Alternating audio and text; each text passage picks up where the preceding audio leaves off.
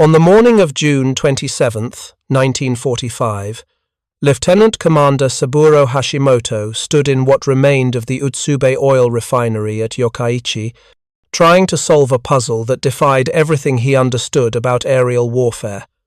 The concrete distillation towers lay shattered. Storage tanks had been systematically punctured. The catalytic cracking units, the technological heart of petroleum refining, sat twisted into unrecognizable metal sculptures. But what disturbed Hashimoto most wasn't the scale of destruction. It was the precision.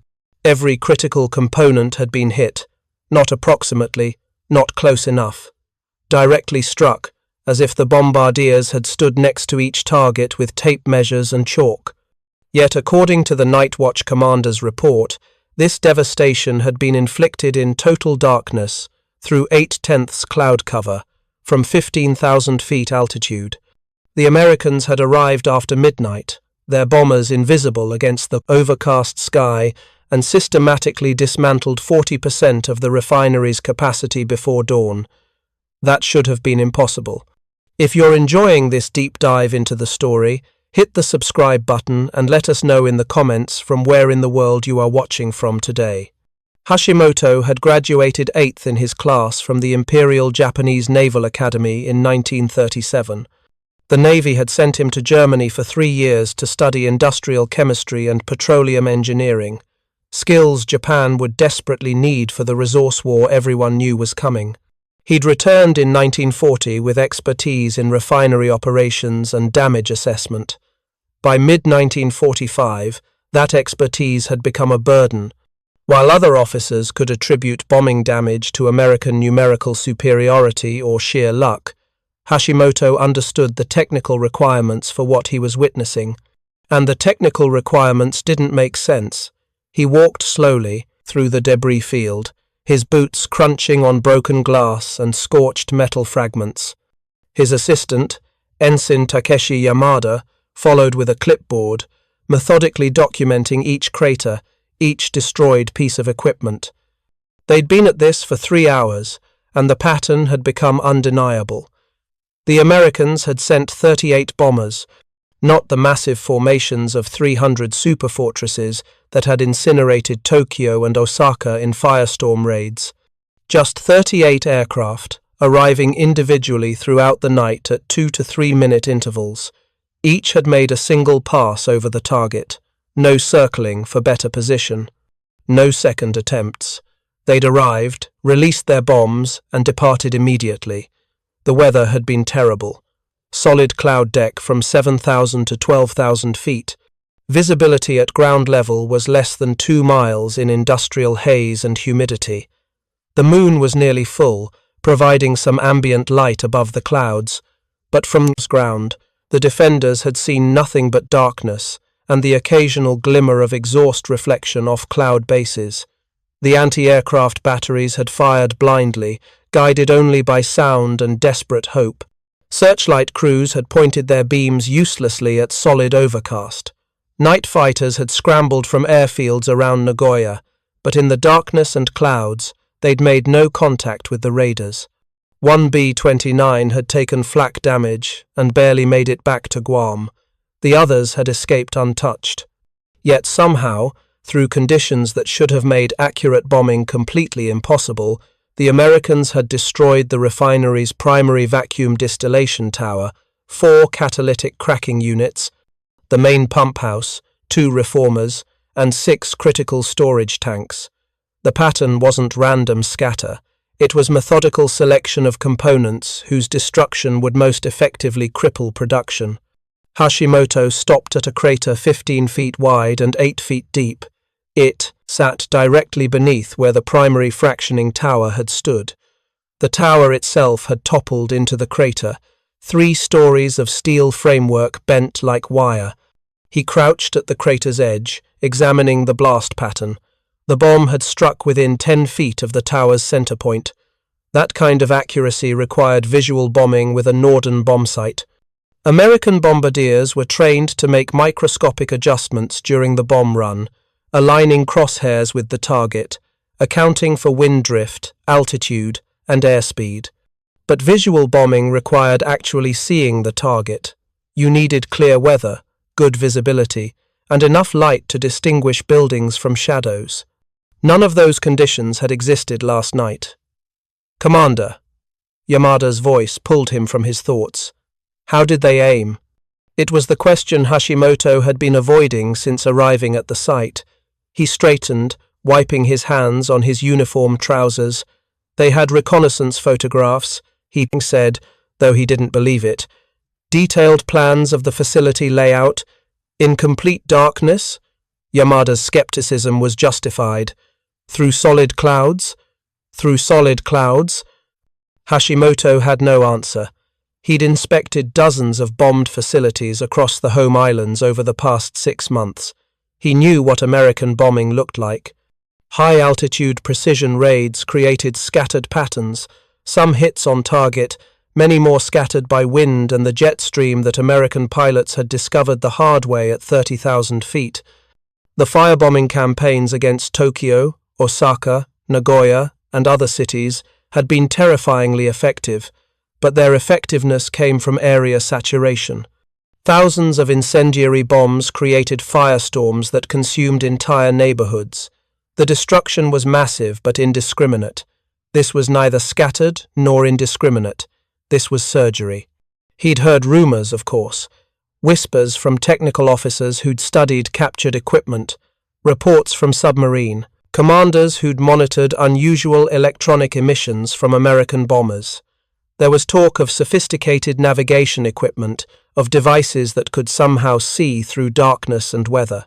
But the details were fragmentary, classified, often contradictory. Japanese radar development had lagged behind American efforts, hampered by inter-service rivalry and resource shortages. What little intelligence existed suggested the Americans used radar primarily for navigation and formation keeping, not for bombing accuracy. But what if that intelligence was wrong? What if the Americans had solved a problem Japanese engineers considered theoretically impossible? Hashimoto remembered his last conversation with Professor Hidetsugu Yagi before leaving Tokyo. Yagi, whose antenna designs had ironically contributed to Allied radar development, had been pessimistic about Japan's ability to match American electronic warfare capabilities. "They have the industrial capacity to refine concepts. We are never mad. It can barely prototype," Yagi had told him. "While we're still testing basic systems, they're deploying second and third generation improvements. The gap isn't closing. It's widening." At the time, Hashimoto had attributed the professor's gloom to exhaustion and the obvious trajectory of the war. Now, standing in ruins that shouldn't exist, he wondered if Yagi had understood something military planners refused to acknowledge. The sun was climbing toward noon, heat reflecting off shattered concrete and twisted metal. The stench of petroleum byproducts hung heavy in the air: benzene, toluene, the acrid smell of partially burned fuel oil. Firefighting teams had managed to extinguish most of the blazes, but some storage tanks still burned with oily black smoke. "The damage assessment team from Tokyo arrives at 1400 hours, Yamada said, checking his watch. "What should our preliminary report emphasize?" Standard procedure would be to focus on reconstruction timelines, equipment, needs, labor requirements. Hashimoto could file a report detailing how many weeks it would take to restore production, assuming steel could be found, assuming skilled workers weren't conscripted for defense preparations, assuming the Americans didn't simply return in 3 nights and destroy whatever had been rebuilt. But something about this attack felt different. The precision wasn't just improved training or favorable conditions. It represented a fundamental shift in capability. If the Americans could do this to one refinery, they could do it to all of them. "Note everything exactly as we find it," Hashimoto said. "Precise impact points, crater dimensions, types of bombs used, timing of the attack. I want blast pattern analysis, trajectory calculations, everything we can determine about their approach vectors and release altitudes." "But Commander, reconstruction, there won't be any reconstruction if they return and destroy what we've repaired," Hashimoto interrupted. We need to understand how they accomplished this, not for after-action reports, for survival. What he didn't tell Yamada was the certainty growing in his mind.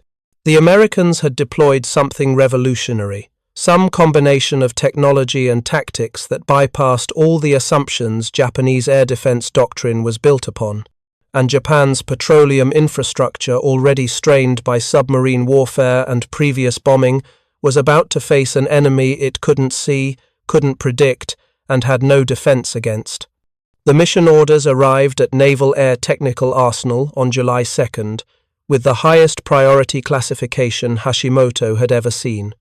He was to assemble a technical analysis team and visit every oil facility attacked by American B-29s in the previous 2 weeks. Document bombing patterns. Collect intelligence on American aircraft observed over targets. Determine by any means necessary how the enemy was achieving precision bombing through weather conditions that made visual targeting impossible. The orders came from Admiral Soemu Toyoda's office, Chief of the Naval General Staff. Someone at the highest levels of command had finally recognized what Hashimoto had seen in the rubble at Yokkaichi. Japan faced a bombing campaign fundamentally different from what had come before. The statistics were disturbing. June 26th and 27th, 38 B-29s attacked Utsube oil refinery, destroying 40% of capacity. June 29th, 30 bombers hit Kudamatsu Naval Fuel Depot, obliterating storage facilities holding 15 million gallons of aviation gasoline and fuel oil. July 2nd, 29 Superfortresses struck Minoshima oil refinery, gutting thermal cracking units. Every raid conducted at night, every raid through cloud cover, every raid from medium altitude around 15,000 feet, every raid demonstrating accuracy that suggested the bombardiers could somehow see through darkness and weather. Hashimoto's first destination after Yokkaichi was Kudamatsu, on the inland sea coast southwest of Hiroshima. The fuel depot had been a critical logistics node for naval operations. Now it was a toxic landscape of burning petroleum and shattered tanks. The fires were so intense that firefighting teams couldn't approach within 200 meters. Black smoke towered thousands of feet into the sky, visible from Hiroshima 40 miles away. Captain Hiroshi Suzuki met him at what had been the main gate. Suzuki's left arm hung in a sling, his face marked by burns that medical staff had hastily bandaged. He'd been on duty in the control center when the first bombs fell. "We never saw them," Suzuki said, his voice flat with exhaustion. Cloud ceiling at 9,500 feet. Visibility through the overcast was 0. "We heard them, those Wright Cyclone engines make a specific sound, 18 cylinders with a distinctive rhythm, but we couldn't locate them visually or with searchlights." "Anti-aircraft response?" Hashimoto asked. "Barrage fire, purely defensive. We were shooting blind, hoping to create enough flak that they'd be forced higher or off target." Suzuki gestured at the devastation. "Look at the impact pattern. Every major storage tank was hit, the pump houses destroyed, the loading facilities gone. They knew exactly where each component was located." Hashimoto spent 2 days at Kudamatsu, measuring crater positions, calculating bomb trajectories, interviewing survivors who'd been on duty that night. The technical details reinforced what he'd observed at Yokkaichi. The Americans bombed from approximately 15,000 feet using individual aircraft rather than formations. Each bomber made a single pass, released its ordnance, and departed. There was no circling for targeting adjustments, no obvious visual reconnaissance. They arrived, bombed with surgical precision, and left. The accuracy was consistent across multiple aircraft, which eliminated random, luck, or exceptional skill from individual crews. This was systematic, repeatable, technological. At Minoshima Oil Refinery, near Osaka, Hashimoto met Army Major Kenji Watanabe, who'd been coordinating fighter interceptions. Watanabe was a veteran of air combat in China and the Philippines, a professional who understood modern aerial warfare. He was also clearly frustrated. "We scrambled every available night fighter. Watanabe explained, spreading maps across a damaged desk in a temporary command post. Nakajima J-1 Ngeko with radar operators, Kawasaki Ki 45, Toryu everything we had capable of night operations. We positioned them along the most likely approach routes from the Marianas. Results? 0 interceptions, not one. Watanabe's frustration was palpable. Our ground-based radar can detect formations at 70 to 90 kilometers, but these B-29s aren't flying formations. They're individual aircraft, spaced over hours, approaching from multiple directions. By the time we detect one, vector a fighter to intercept, the American has already hit his target and is heading back to Guam. Radio monitoring? Hashimoto asked. Navigation aids? Bomber-to-ground communications? Nothing we can intercept, Watanabe said. Complete radio silence from the American aircraft. No ground-to-air transmissions we can detect. No bomber-to-bomber coordination. They're navigating and bombing entirely independently. The implications settled in Hashimoto's mind like lead weights. Independent navigation to precise coordinates. Bombing accuracy through total darkness and solid cloud cover. Multiple aircraft achieving the same results without apparent communication or coordination. That required technology significantly more sophisticated than anything Japanese forces had encountered or developed. The breakthrough, if that word could be used for such disturbing intelligence, came from Naval Intelligence Service 3 days later.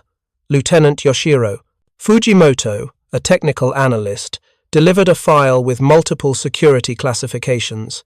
Inside were photographs taken from gun camera film, recovered from one of the few successful night fighter interceptions. June 8th, Fujimoto explained. One of our Gecko pilots managed a brief contact with a lone B-29 over the inland sea. He got close enough for gun camera footage before losing the target in clouds. Hashimoto studied the photographs with a magnifying glass. The B-29 looked similar to other superfortresses in intelligence files, but something about the silhouette was different. He focused on the fuselage area between the bomb bays. There, protruding from the aircraft's belly, a structure he'd never seen before. Not the retractable radome housing navigation radar that intelligence had documented on standard B-29s. This was larger, fixed in position. It looked almost like a narrow horizontal wing, perhaps 8 feet long, extending perpendicular to the Sabre aircraft's centerline. "What is that?" Hashimoto asked, though he was beginning to understand. "We believe it's an antenna," Fujimoto said. "Advanced radar system, far more sophisticated than the navigation equipment we've documented on other American bombers."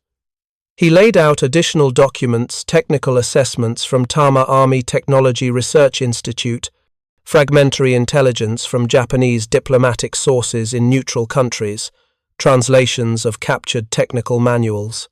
The picture that emerged was sobering. American radar technology had advanced dramatically since early in the war. Japan knew the Americans had deployed what they called centimetric radar systems operating at 3 centimeter wavelength rather than the meter wave frequencies Japanese equipment used. The shorter wavelength provided much higher resolution, but Japanese intelligence had underestimated the applications. Fujimoto produced a reconstructed schematic. "We believe the Americans have developed ground mapping radar capable of creating detailed images of terrain, buildings, and industrial installations. The antenna configuration suggests a scanning pattern, not a full circular sweep like our early warning radar, but a focused narrow arc that would provide exceptional resolution." Hashimoto stared at the schematic, his engineering background processing the implications. If the Americans had radar that could image the ground with enough detail to distinguish individual structures, then bombing through clouds wasn't just possible. It was routine. The radar operator would see the target on his scope, guide the bombardier to the release point, and deliver ordnance with precision that didn't require visual contact. "How many aircraft carry this equipment?" he asked. "Unknown precisely," Fujimoto admitted. The wing-shaped antenna has been observed on B-29s operating specifically from Guam. Based on attack frequency and timing, we estimate fewer than 50 aircraft in initial deployment, possibly a single specialized wing, 50 aircraft, and they'd already crippled a significant portion of Japan's remaining oil refining capacity. The mathematics were brutal. Japan had entered the war with approximately 10 million tons of oil reserves. Submarine warfare had severed imports from the Dutch East Indies and other territories. Previous bombing campaigns had damaged refineries and synthetic fuel plants. Domestic production was barely sufficient for defensive operations. Now the Americans had deployed a weapon that could systematically destroy petroleum infrastructure regardless of weather, darkness, or defense. If you find this story engaging, please take a moment to subscribe and enable notifications. It helps us continue producing in-depth content like this. Over the next 10 days, Hashimoto visited 7 more attack sites: Maruzen Oil Refinery near Osaka, Mitsubishi Oil Refinery at Kawasaki, Nippon Oil at Amagasaki, Iwakuni Storage Depot, Ube Petroleum Complex. Every location told the same story: night raids, cloud cover, devastating precision. The American radar-equipped bombers were dismantling Japan's fuel supply with industrial efficiency. At the Maruzen refinery, Hashimoto made a discovery that crystallized his understanding. In the rubble of the destroyed control building, protected by fallen masonry, he found a radar scope from the facility's early warning system. The glass face had cracked but not shattered. He carefully extracted it and held it to the light. On the phosphor coating, still faintly visible, was the last image the scope had displayed before destruction: a series of small bright returns approaching from the southeast, altitude approximately 4,500 meters, spaced at intervals suggesting individual aircraft arriving every 2 to 3 minutes. The Japanese operators had tracked the bombers all the way to target. They'd seen them coming. But early warning was useless when the attackers could bomb accurately through conditions that made visual defense impossible. By mid-July, Hashimoto had completed his field assessment. The conclusions were inescapable. The Americans had deployed approximately 40 to 50 specially equipped B-29 bombers operating from Guam. These aircraft carried advanced ground mapping radar that enabled precision bombing regardless of weather or light conditions. They were systematically attacking Japan's petroleum infrastructure with accuracy rates that conventional high-altitude or area bombing could never match. Without effective countermeasures, Japan's fuel supplies would be exhausted within months. The question that haunted Hashimoto as he drafted his report was, what countermeasures were even possible? Japan could enhance camouflage, but if American radar could distinguish buildings and industrial equipment, nets and paint wouldn't help. Japan could increase anti-aircraft coverage, but that had proven only marginally effective against individual aircraft at medium altitude. Japan could attempt electronic warfare jamming or confusing the American radar, but that required understanding the exact frequencies and operating principles, then developing and deploying countermeasures with industrial resources that were already stretched impossibly thin. The honest answer was there were no effective countermeasures, not with the time available, not with Japan's technical and industrial capabilities. The Americans had crossed a technological threshold that Japan couldn't match. He thought about Yagi's warning, about the widening gap, about American ability to deploy third-generation systems while Japan struggled with basic prototypes. The evidence was overwhelming now. The radar-equipped B-29s represented a level of technological sophistication that couldn't be countered by courage or determination or tactical brilliance. On July 14, 1945, Hashimoto submitted his report through official channels. He documented the capability gap, explained the technical principles as he understood them, provided detailed damage assessments from multiple sites. In his conclusions, he noted that the American radar bombing campaign represented technology Japan could not match with available resources.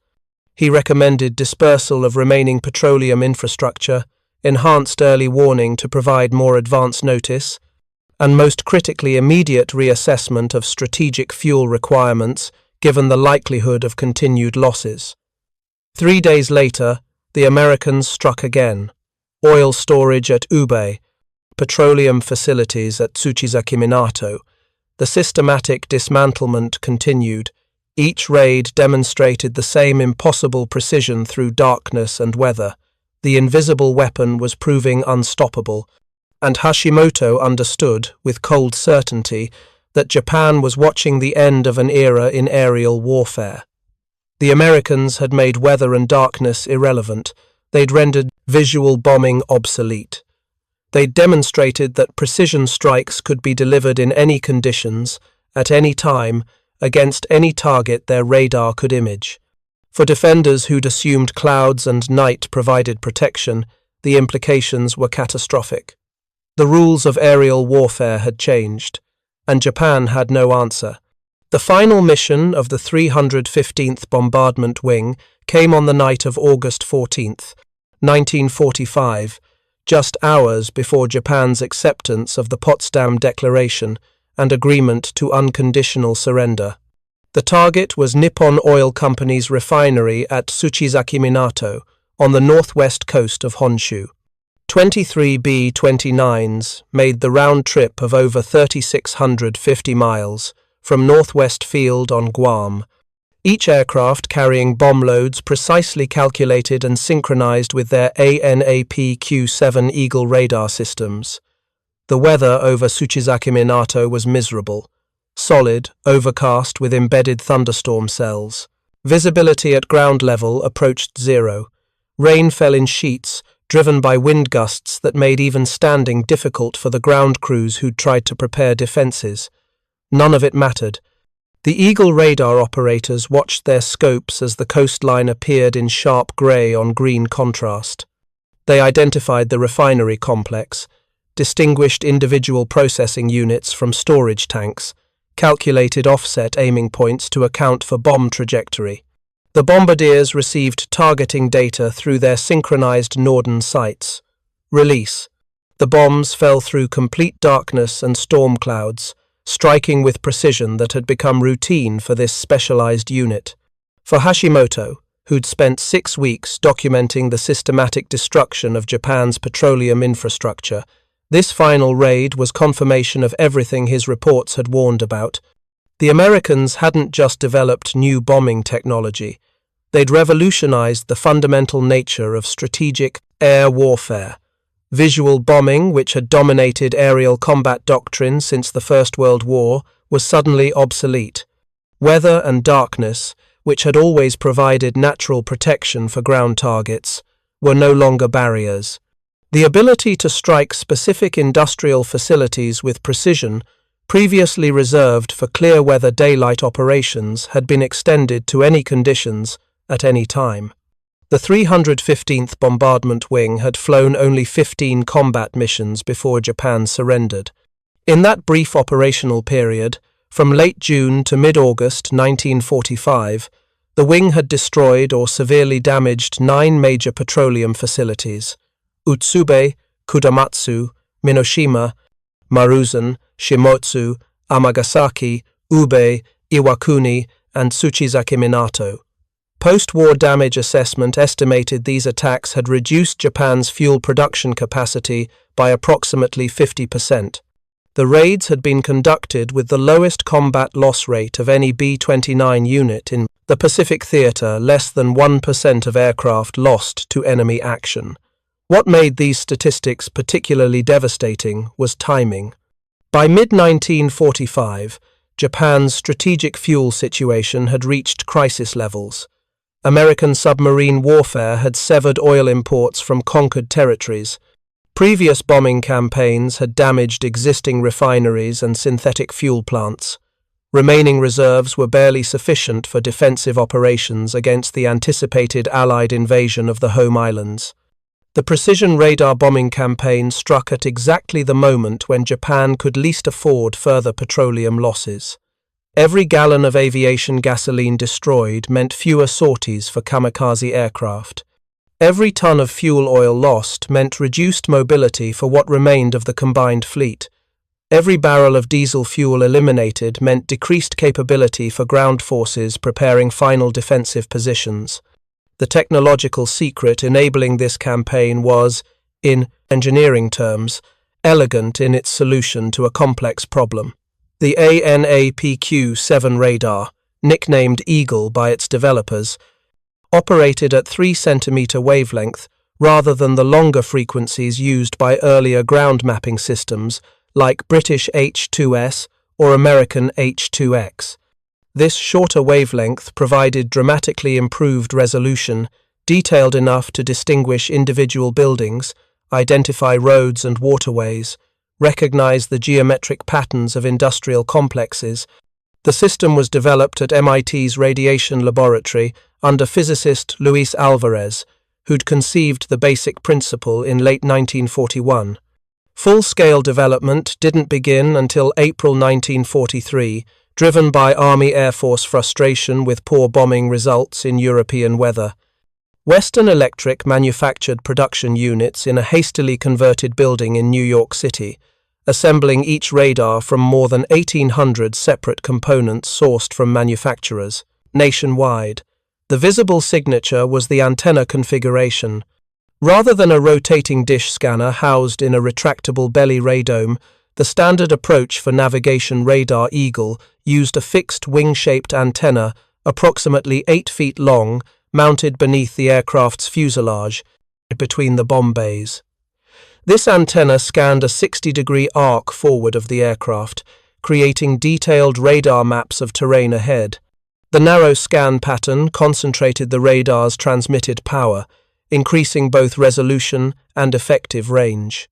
The result was imagery detailed enough that experienced radar operators could identify refineries by their geometric layout, distinguish storage tanks from processing towers, recognize pump houses and loading facilities, all from altitude, through complete darkness, through solid cloud cover that made visual observation impossible. Integration with the Norden bombsight was accomplished through interface units designated ANAPA-46 and -47, nicknamed NOSMO. These synchronized radar targeting data with the mechanical computing site, allowing bombardiers to aim at radar-identified targets using the same techniques developed for visual bombing. The operator watched his radar scope, identified the target, called corrections to the bombardier, who made final adjustments and released at the calculated moment. For crews of the 315th Wing, this technology became routine. Mission reports described radar bombing not as experimental or exceptional, but as standard procedure. Radar operators and bombardiers worked with practiced efficiency, identifying targets from ranges exceeding 30 miles, calculating approach vectors, delivering ordnance with circular error probable measurements frequently under 500 feet precision comparable to visual bombing in perfect weather. The Japanese never developed effective countermeasures. By the time intelligence analysts like Hashimoto understood what the Americans had deployed, Japan's electronic warfare capabilities were exhausted. Radio frequency monitoring confirmed the Eagle radar operated around 10 gigahertz, but Japan lacked jamming equipment suitable for those frequencies. Even if jammers could have been built, distributing them to dozens of potential targets was logistically impossible given Japan's collapsing infrastructure and resource shortages. More fundamentally, the Eagle campaign revealed a technological gap that had become insurmountable. American radar development had received generous funding and priority since 1940. Major programs at MIT, Bell Laboratories, Western Electric, and other research centers had been generously resourced and coordinated. Japan's radar efforts, hampered by Army-Navy rivalry, limited industrial capacity, and delayed recognition of radar's potential, had fallen years behind. While Japanese engineers struggled to deploy basic early warning systems copied from captured British equipment, American scientists were fielding third-generation precision bombing radar with capabilities. Japanese technical officers considered theoretically impossible when first rumors reached them in 1944. The gap wasn't just quantitative.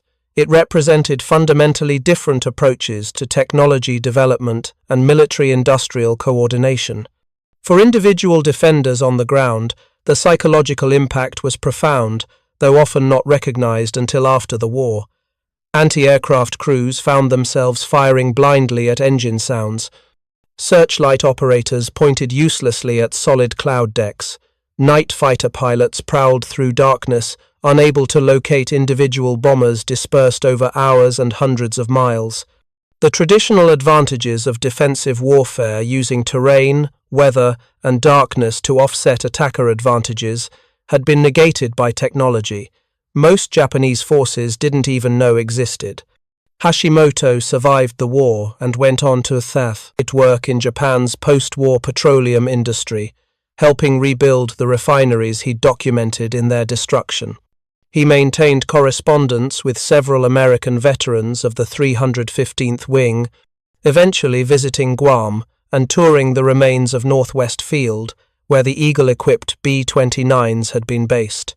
In a 1967 interview with a Japanese technical journal, he reflected on what the summer of 1945 had taught him about technology and warfare. "We believed darkness and weather were defensive shields," he said. "We assumed targets hidden by clouds couldn't be struck with precision. That assumption was as obsolete as believing stone walls couldn't be breached by artillery. The Americans had solved a problem we didn't even know was being solved." He paused, then continued, "By the time we understood what we faced, the campaign was essentially finished. Not because we lacked courage or determination to defend, because we lacked fundamental technology and had no means to acquire or counter it in the time available. That's the reality of technological warfare. Capability gaps can be as decisive as numerical superiority or tactical brilliance." The AN/APQ-7 Eagle radar saw limited use after World War II. Its unique wing-shaped antenna made installation on jet aircraft impractical, and newer radar systems with improved capabilities soon superseded it. But its brief operational history demonstrated principles that would define modern warfare. Precision weapons delivery no longer required visual contact with targets. Weather, darkness, smoke, camouflage, all the traditional means of concealing targets from bombardiers could be bypassed by sensors operating outside the visible spectrum. For Japan, the Eagle radar campaign came too late in the war to be the singular decisive factor in defeat. The home islands were already isolated by submarine blockade. Major cities had been subjected to devastating firebombing. The atomic attacks on Hiroshima and Nagasaki demonstrated weapons that made precision targeting almost irrelevant given their destructive radius. But the systematic destruction of petroleum infrastructure through radar bombing accelerated the collapse of Japan's ability to continue fighting.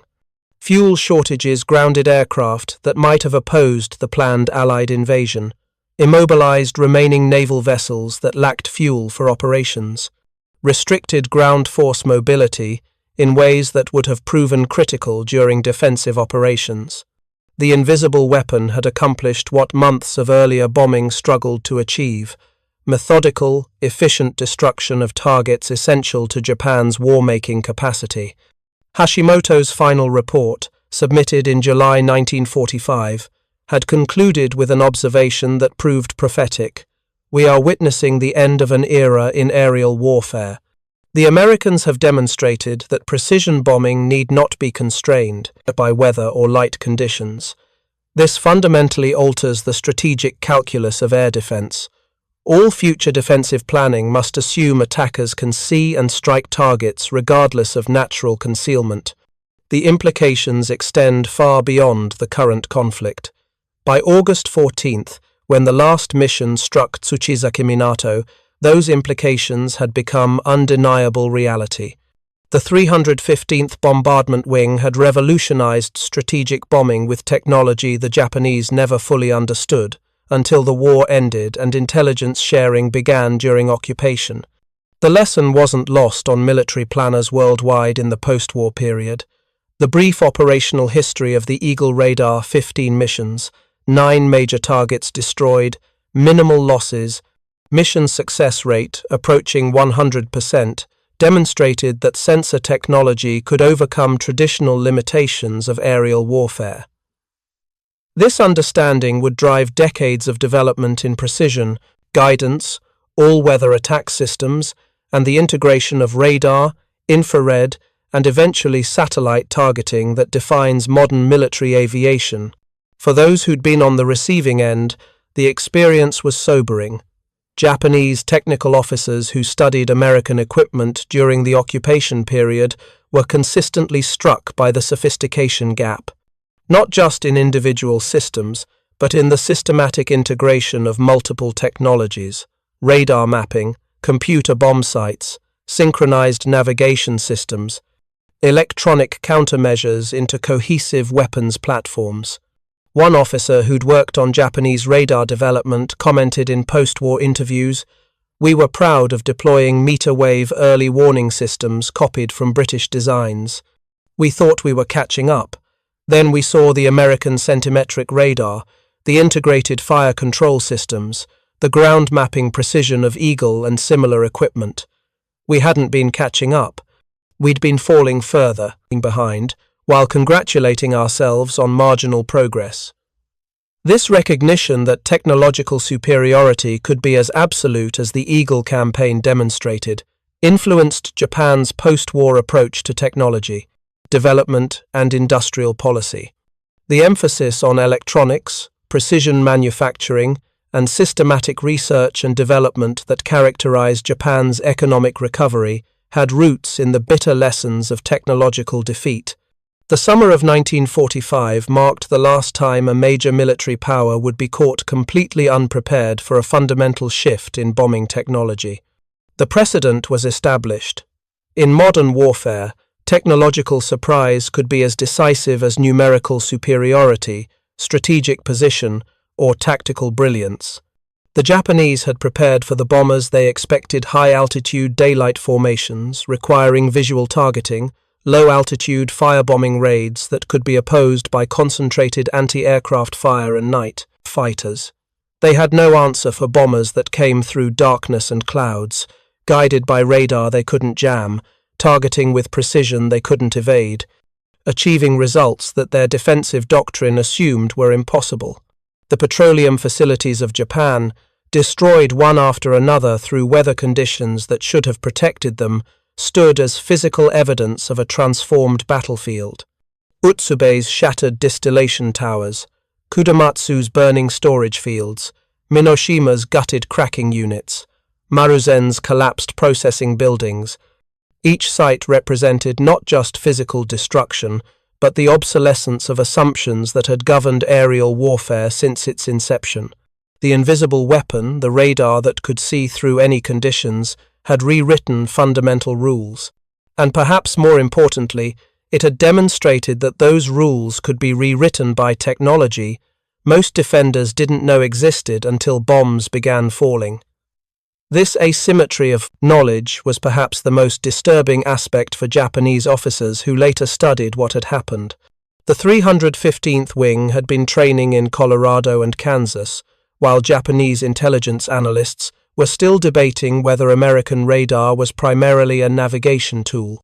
The Eagle radar had been operational for months before Japanese technical services pieced together fragmentary evidence of its existence.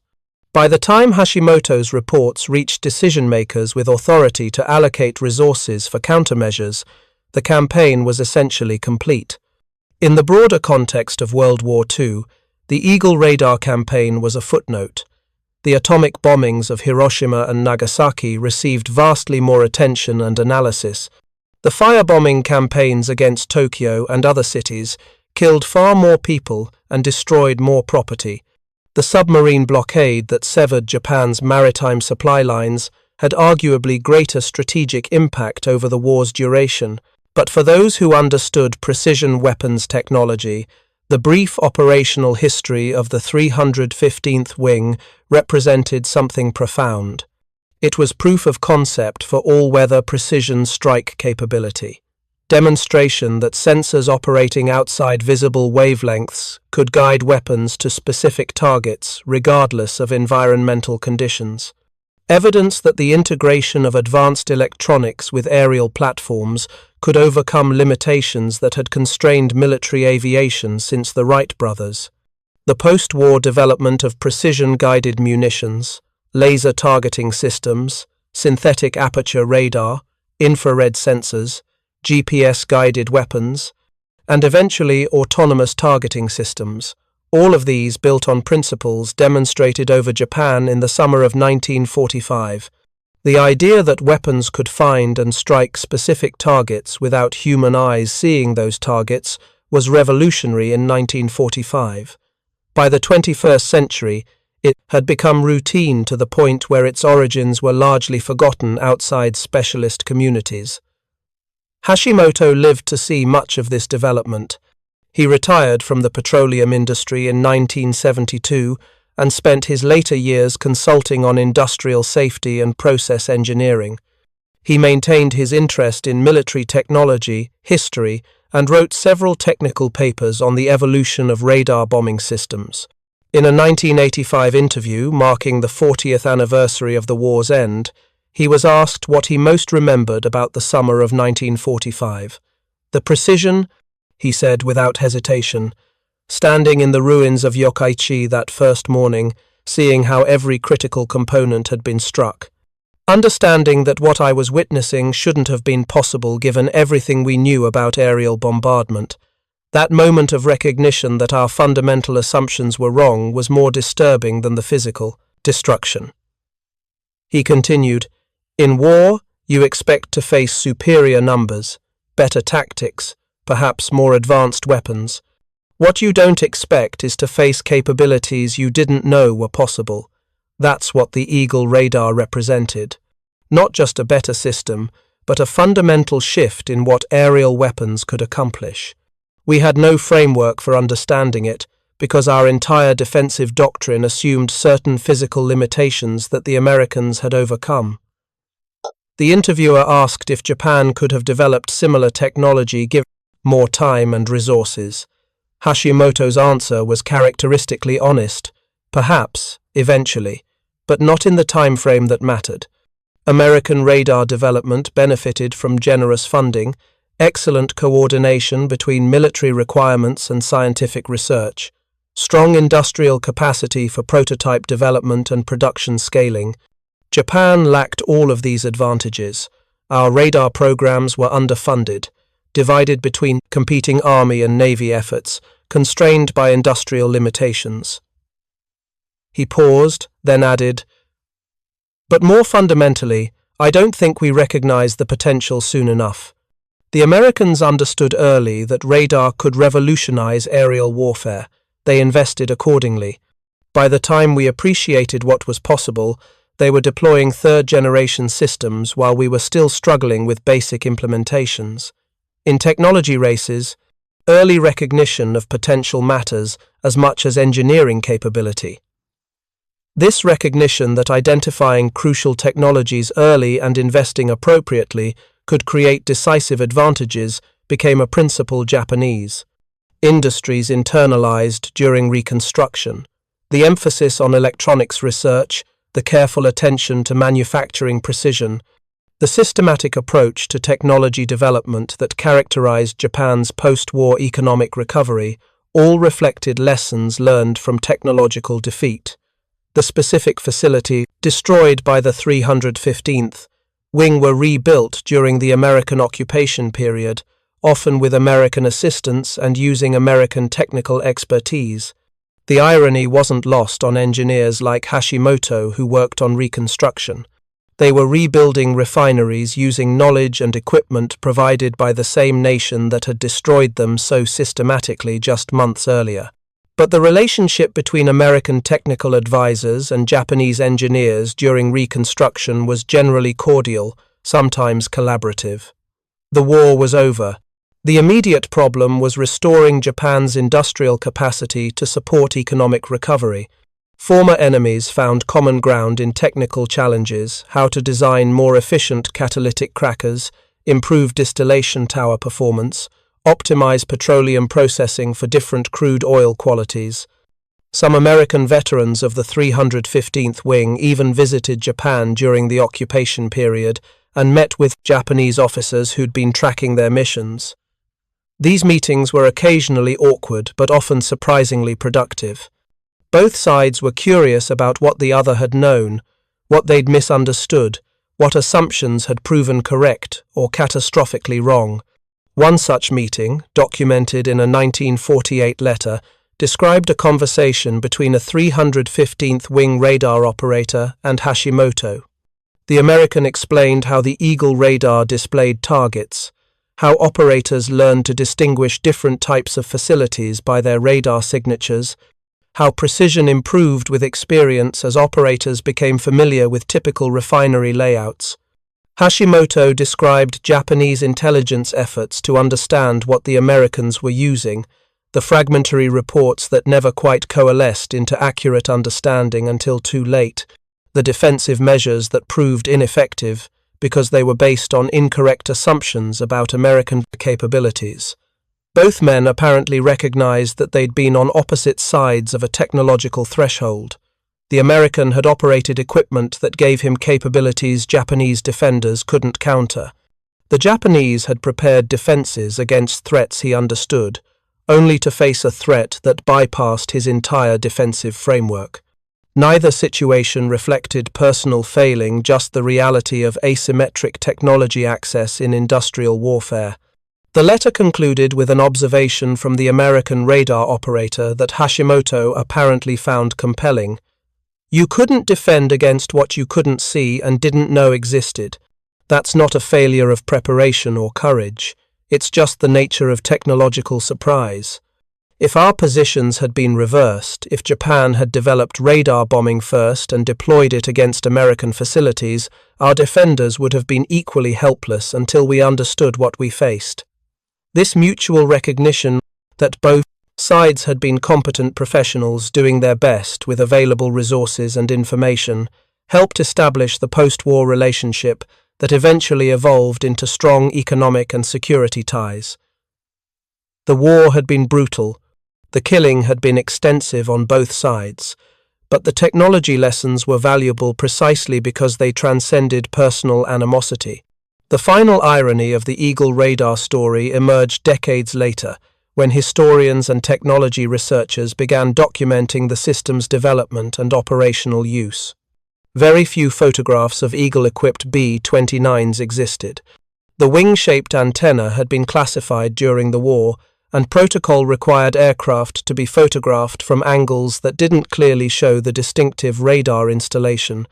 This secrecy, maintained even in official documentation, meant that detailed technical information about the system that had revolutionized precision bombing remained obscure for years after the war. Veterans of the 315th Wing knew what they'd used. Japanese officers who'd studied captured aircraft during occupation had seen the equipment. But comprehensive public understanding of what Eagle was and how it worked didn't emerge until declassification of technical documents in the 1960s and 70s. By then, the technology itself was thoroughly obsolete. Jet bombers with swept wings couldn't accommodate Eagle's wing-shaped antenna. Newer radar systems with improved resolution and capabilities had superseded it. The specific equipment that had terrorized Japanese petroleum infrastructure in the summer of 1945 existed mainly in museums and historical archives. But the principle endured. The demonstration that precision weapons could be guided by sensors operating outside human perception. The proof that weather and darkness need not protect targets from aerial attack. The evidence that integrating sophisticated electronics with aerial platforms could create capabilities that seemed impossible to those without access to the same technology. These lessons shaped military aviation development for the rest of the 20th century and into the 21st. Every precision-guided munition, every all-weather attack system, every sensor-fused weapon, every autonomous targeting system builds on foundations laid by projects like Eagle. The specifics change laser guidance, GPS navigation, synthetic aperture radar, infrared imaging, artificial intelligence targeting, but the core principle remains. Modern weapons find and strike targets regardless of environmental conditions or human perception limitations. For defenders, this reality requires constant technological vigilance. The assumption that certain conditions provide protection must be continually re-examined. Natural concealment, darkness, weather, terrain can be overcome by sensors. Electronic emissions can be detected and targeted. Even silence and stillness offer no worse guarantee of safety when sensors can detect heat signatures, ground disturbances, electromagnetic anomalies. The Japanese petroleum facilities of 1945 were among the first targets to learn this lesson comprehensively. They would not be the last. Every subsequent conflict has demonstrated similar principles, that technological advantage in sensors and guidance systems can overcome traditional defensive measures, that assumptions about protection must be constantly updated as technology evolves, that preparation against known threats may prove irrelevant when facing unknown capabilities.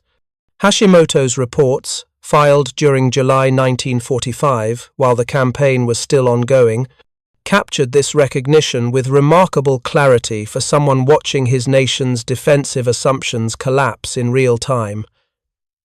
His documentation of the precision pattern, his technical analysis of how the Americans must be achieving such accuracy, his recommendation that fundamental reassessment of defensive doctrine was necessary because traditional assumptions were no longer valid.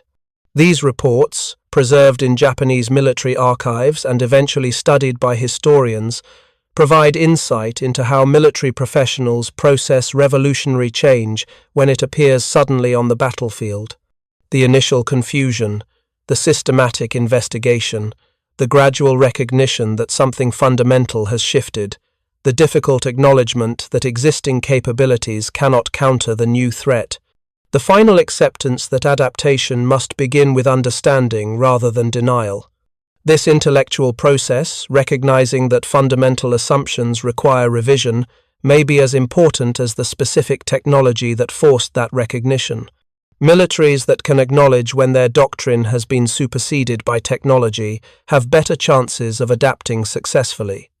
Those that deny inconvenient evidence or cling to comfortable assumptions despite contradictory reality face catastrophic surprise. The 315th Bombardment Wing flew its last combat mission on August 14, 1945. The war ended the next day. The unit had been operational for less than 7 weeks. In that brief period, it had demonstrated capabilities that would influence military aviation for generations. Not through dramatic battles or massive destruction, though the petroleum infrastructure damage was significant, but through systematic proof that precision bombing had entered a new era. The invisible weapon had accomplished its mission. Not invisibility in the sense of stealth technology, the B-29s were clearly visible on Japanese radar, clearly audible in the night sky. Invisible in the sense that the weapon doing the real damage, the Eagle radar that enabled precision through any conditions, remained unknown to most defenders until after the destruction had been accomplished.